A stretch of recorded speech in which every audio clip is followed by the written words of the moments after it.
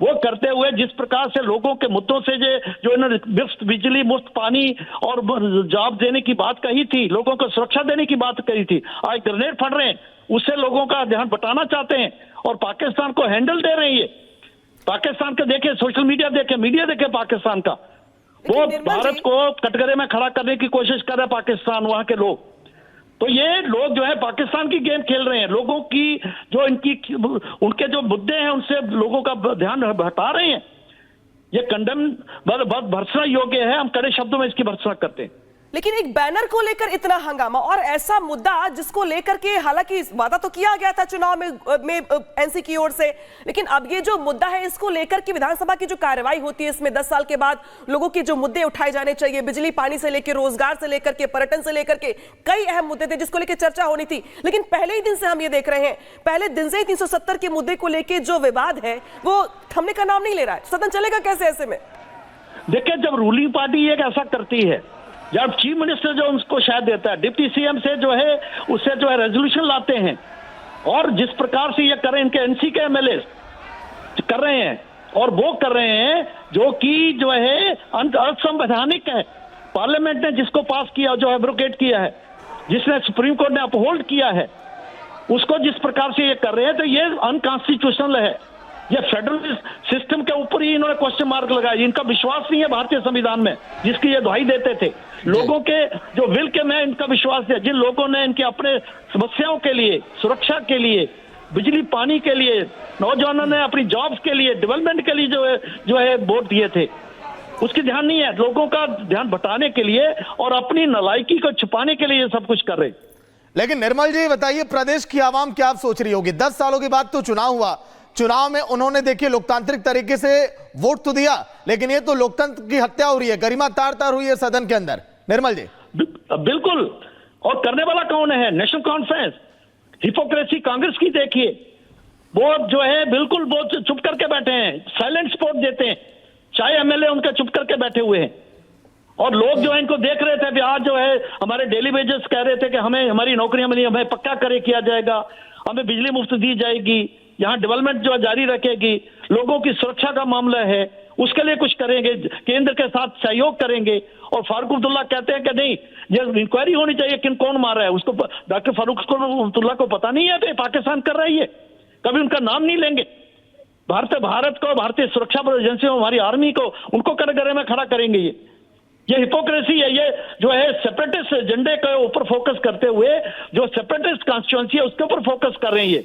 ये फिर कहते हैं पत्थरबाजी शुरू हो, यहाँ आतंकवाद शुरू हो, पाकिस्तानी आतंकवादी यहाँ पर आए, यहाँ नौजवान जो है जो पढ़ने ना जाए, ये सारी जो है इनकी है जो है, और ये एक्सपोज हो रहे हैं। और जम्मू कश्मीर के लोग कतई भी इनमें विश्वास नहीं करेंगे।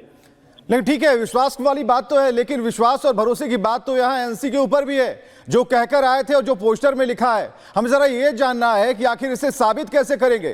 कोई फॉर्मूला है क्या? कहां से साबित करेंगे इसे?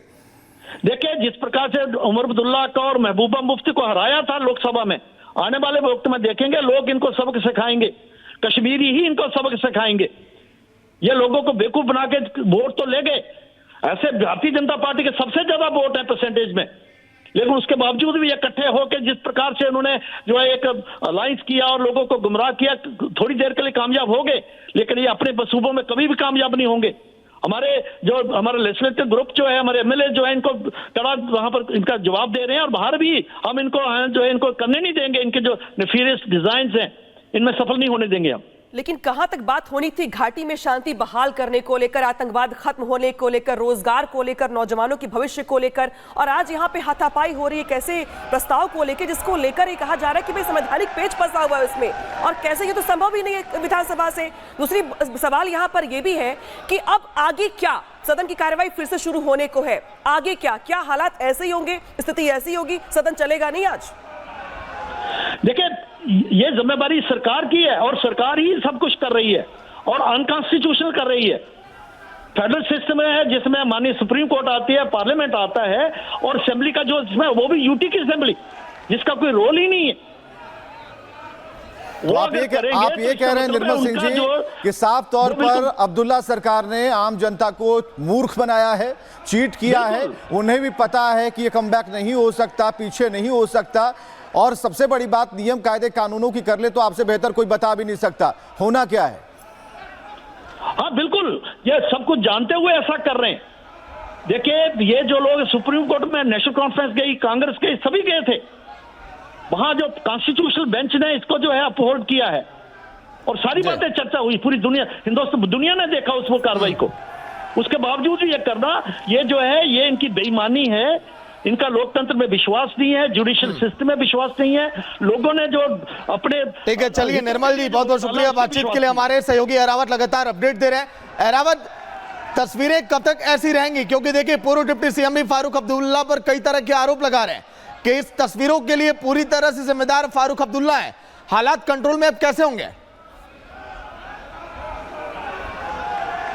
जी हाँ, लगातार हम जहाँ देख रहे हैं प्रदर्शन लगातार, हालांकि 15 मिनट का एडजॉर्न किया था हाउस को, लेकिन उसके बाद भी यहाँ पे जो है अभी भी माहौल जो है वो कंट्रोल नहीं है। हालांकि कुछ बीजेपी के ऐसे लीडर्स हैं जिनको अभी हाउस से बाहर निकाला के मेरे विजय आपको दिखा सकते हैं। ये वो एंट्री पॉइंट है जहाँ से वो अभी कुछ टाइम पहले निकाला गया है। हालांकि अगर हम कुछ नाम भी हमारे पास मौजूद है, सतीश शर्मा, विक्रम रंधवा, अरविंद गुप्ता एंड RS पठानिया जो है लीडर्स जो हैं जिनको कुछ टाइम पहले हाउस से जो है बाहर निकाला गया। हालांकि अभी भी जो है रक्स का माहौल जो है वो अभी बना हुआ है और लगातार हम असेंबली से आपको ये विजुअल्स दिखा रहे हैं किस तरह से यहाँ पर डिस्टर्बेंस देखने को मिली इनसाइड द असेंबली, और जो लगातार हम देख रहे हैं किस तरह से डिस्टर्बिंग विजुअल्स हुए जो है। धक्का मुक्की की अगर हम बात करें या बाकी कुछ चीज़ों की बात करें वो यहाँ पे हुए, लेकिन उसके साथ ही हमने देखा किस तरह से कुछ लीडर्स को जो है वहाँ से निकाला गया है। और हम बात करें कि भी कोशिश करेंगे अगर कोई लीडर जो है बाहर आता है अभी कुछ टाइम में। हालांकि स्पीकर ने कहा गया है, डायरेक्शंस दी गई है कि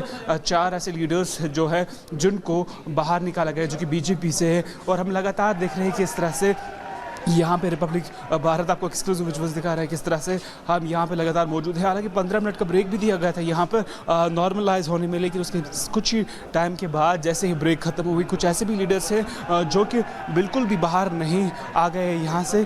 लेकिन उसके साथ साथ हमने देखा किस तरह से जैसे ही यहाँ पर ये ख़त्म हुआ ब्रेक एडजॉइन किया गया 15 मिनट के, लेकिन उसके ठीक कुछ ही टाइम के बाद यहाँ पे फिर से डिस्टर्बेंस का माहौल जो है वो अभी भी बना हुआ है। सो इसे साफ तौर से ऐसे भी ऐसे लीडर्स हैं जो कि साफ तौर से फारूक अब्दुल्ला को इसका दोषी करार दे रहे हैं। कुछ ऐसे भी है जो हालांकि नेशनल कॉन्फ्रेंस की भी अगर हम बात करें उनके विरुद्ध में भी जो है जम्मू के अंदर अगर हम बात करें वहाँ पे भी जो है प्रदर्शन जो है शुरू कर दिया गया था। और लगातार हम आपको बता रहे हैं कि किस तरह से यहाँ पे जो लोग हैं, हालांकि कुछ ऐसे लीडर्स, अगर मैं वीजी को रिक्वेस्ट करूँगा कि वो आपको यहाँ से विजुअल्स दिखाए कि किस तरह से जो लीडर्स हैं बीजेपी के को जिनको बाहर निकाला गया है वो यहाँ पर मौजूद है। हालांकि हम रिक्वेस्ट कर सकते हैं इनको बात करने के लिए, लेकिन ये अभी तक विलिंग यहाँ नहीं बात करने के लिए। और लगातार हम देख सकते हैं विजुअल्स में किस तरह से इनको वहाँ से निकाला गया है।